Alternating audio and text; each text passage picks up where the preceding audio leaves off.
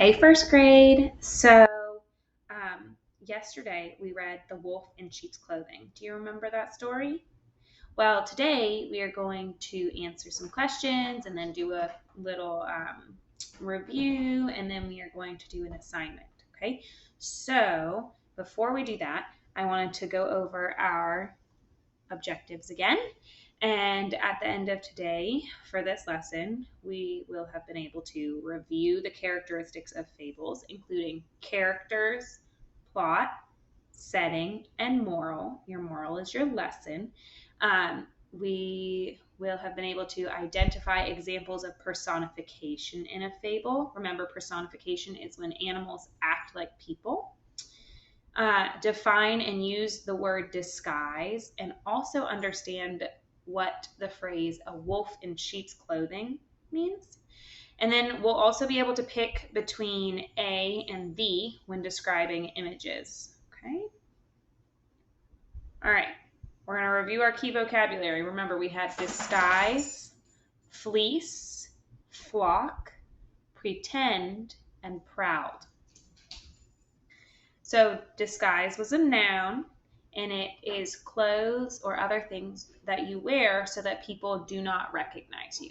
All right. Remember this little boy, he's got his little pretend glasses on and his pretend mustache and his little pretend bow tie, and he's trying to be, he doesn't want people to recognize him, right? And an example of using this word in a sentence would be, we did not recognize Ty because of the glasses and wig he used as a disguise.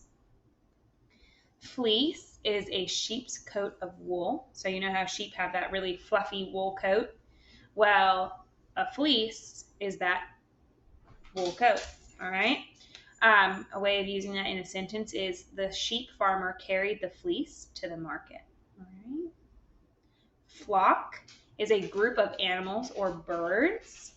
And a way to use that in a sentence could be, Zoe could hear a flock of geese flying over her house. Remember, look at that picture and you can see the flock of geese or group of geese.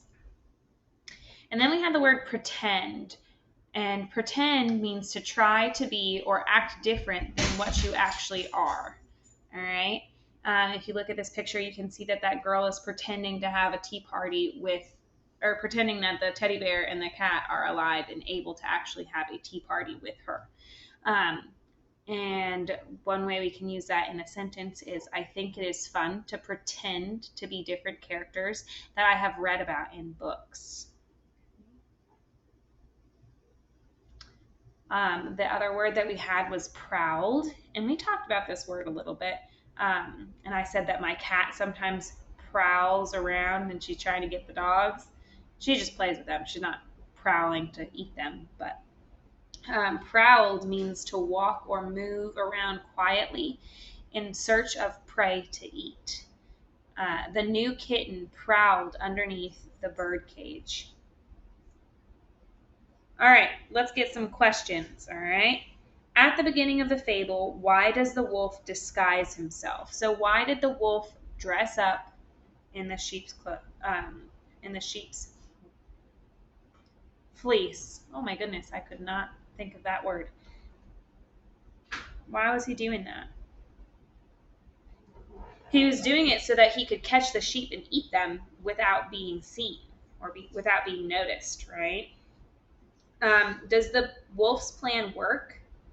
So his plan was to eat eat the sheep, right? Was he able to eat the sheep? Yeah, he was able to eat some sheep. But did it work out for him in the end? Because what happened to him? He got sold. He got taken to the market and they sold him, right? Because the farmer thought that he was the fattest sheep because he had been eating all the other sheep. Now I want you to look at that picture, okay? Does this illustration show the beginning, middle, or end of the fable? And how do you know? Look at that picture. At the beginning, middle, or end? It's the middle because the wolf is already in his disguise, remember? Now, fables are written to teach a lesson. We've talked about this, right? what is the lesson or moral of this story or of this fable? Huh? What is the lesson or moral of this fable? It's that things are not always as they seem. And it's also that if you pretend to be something that you're not, you might end up losing in the end. So we talked about how there are kind of two lessons. So one, that things aren't always as they seem, and two, that it's important to be yourself, right? Okay. Now I want you to think about one way in the fable that that the wolf acts like a human. Okay, so I want you to think of one example of personification. Remember, personification is when animals act like people. So what is one thing in this fable that the wolf does that is like a human? What does he do that is acting like a person?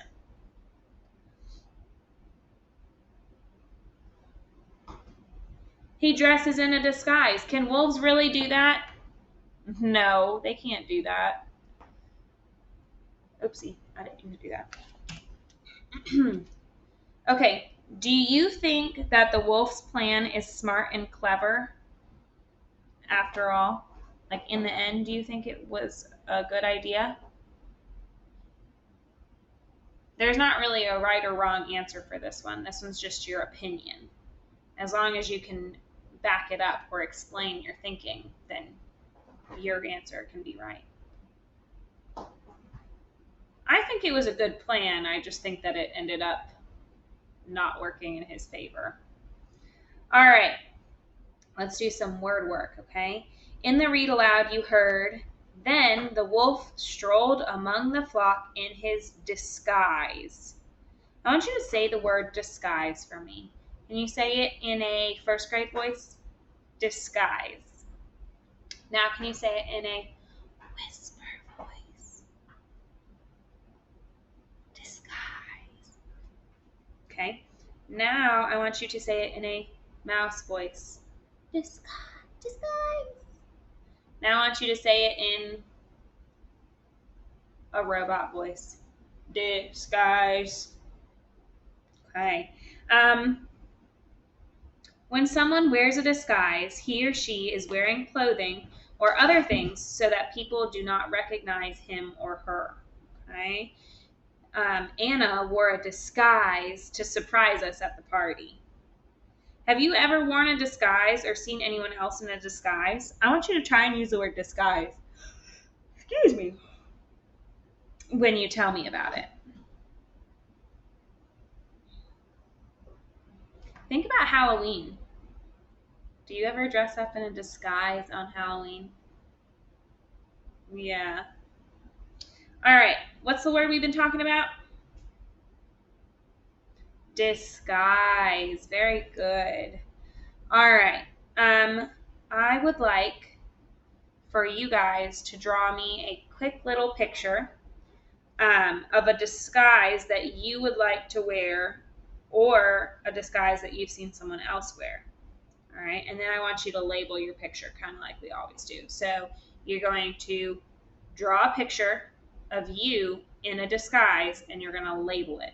So what I would have done, so if I was talking about my Halloween costume from last year I was the dog from If You Give a Dog a Donut.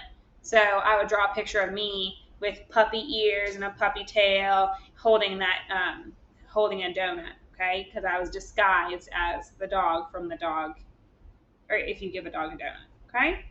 So, and then I would label it. All right, so go ahead and do that and submit your work, and I can't wait to see it. All right. And I'll talk to you in a little bit to do the rest of our work.